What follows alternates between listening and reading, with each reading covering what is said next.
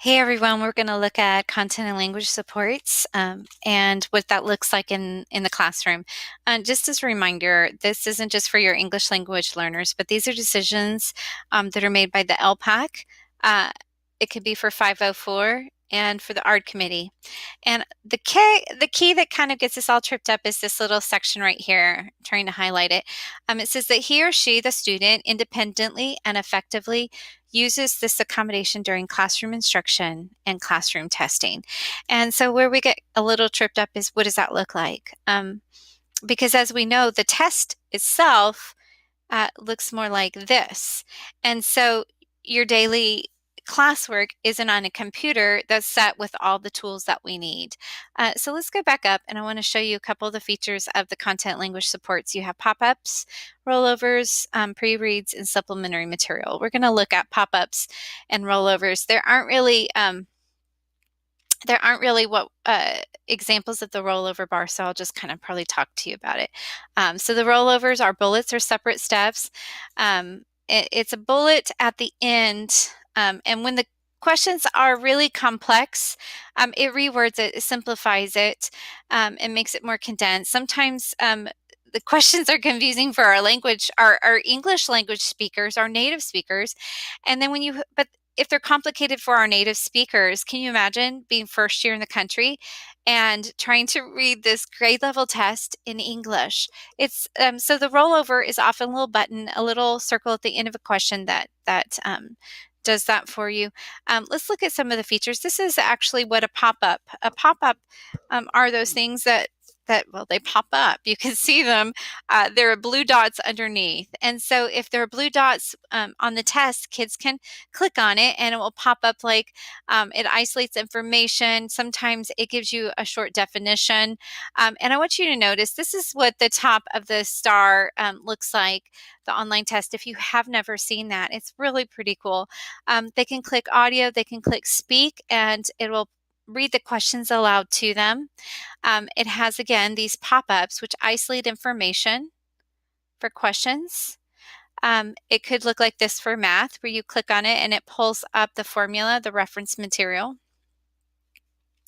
And the rollover, which they're not showing you right here, which is a shame, is like if the question is long and complex, you can click on it and it rolls over to a more simplified question so that students can understand what it is they're asking. Because if they don't understand the question, obviously they're going to have a lot of problems with the answering it correctly.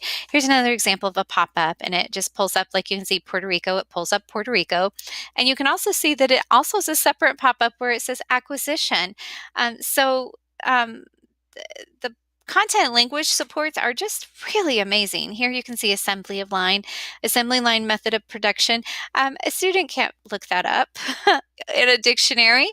On the computer they can, and with the language supports they can. So we're really trying to look at what do these language supports look like in the classroom. And you'll notice here it says the author is knowledgeable.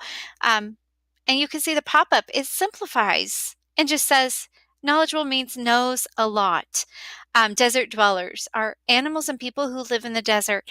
I know we want to say a lot to students about using their dictionary, but let's try to think in terms of dictionary. Dictionary is like you're looking at those tested materials, those tested words, looking for synonyms. So, all right, so I created this little cheat sheet to help teachers and students, because remember, it has to be independently used. They have to independently and effectively use this in the classroom. What does it look like? What does it look like? So anyway, I created this. Linguistic accommodations are as easy as 1, 2, 3. Easy ways to teach language learners to request the accommodations that they need. And I added more, also the oral accommodation right here. So students who don't have a lot of language, and even our regular students, what do? They say, I don't get this. So instead of saying, I don't get this, teach them and prompt them to say, will you please read this to me?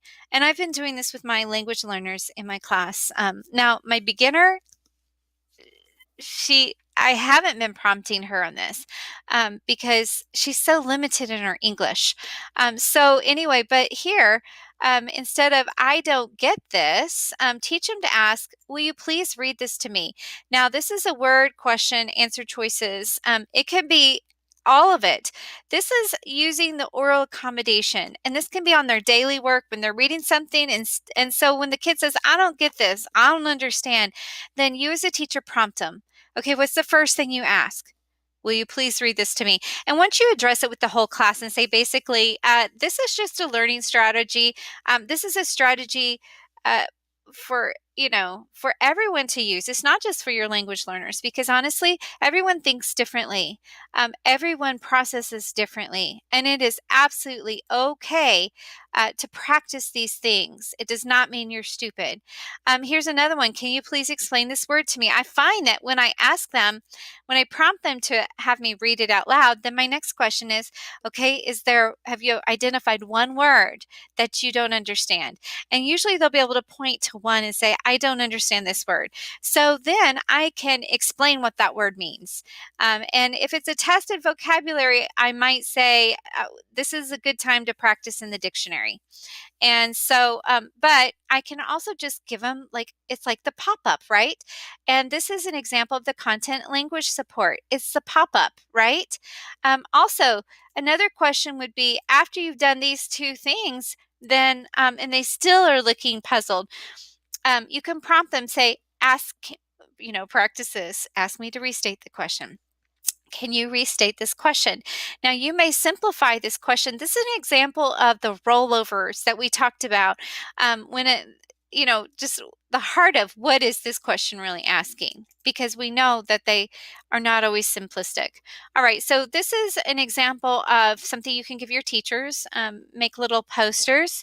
And in fact, I have on this page right here that you can actually print them in half size and print them so that they can have them up by their computer or have them posted somewhere. Now, students aren't off the hook, because we want them to practice these, as it said. We want them to practice it independently. Oh, I think I just moved that. Okay, but you get it, right? The independently and effectively. All right, so student badge reminders, this is what theirs would say. The same thing, which is, when you don't understand something, what's the first thing you say? "Will you please read this to me?" And then what's the second thing you ask? "Can you please explain the word to me?" And then, "Can you restate the question?" Anyway, we want them to practice this. And also, if there's a substitute or something, who's maybe a teacher who feels like, "Why are you asking me?" We have the little definitions underneath for the students. The students don't need to know that these are the rollover bars. These are definition, content, language supports, text to speech. They don't need that.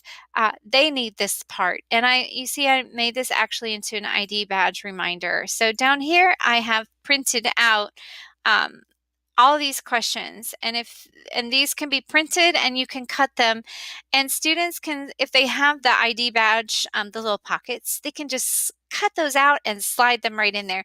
This is going to be very essential for your students who have limited language, because even like going to the restroom, they don't have the vocabulary to ask, "May I go to the restroom?" They often will learn restroom, and they'll say that. And this is a great example of, we've got to give them the vocabulary, and so and teach them what this means, so they can ask and start practicing. "Will you please read this to me?" Now, it may not help them, but at least they're practicing on a daily basis. So anyway, I hope this is a help to you, and helps to really look at, how are we practicing daily those STAR content and language supports, and oral administration. Thank you.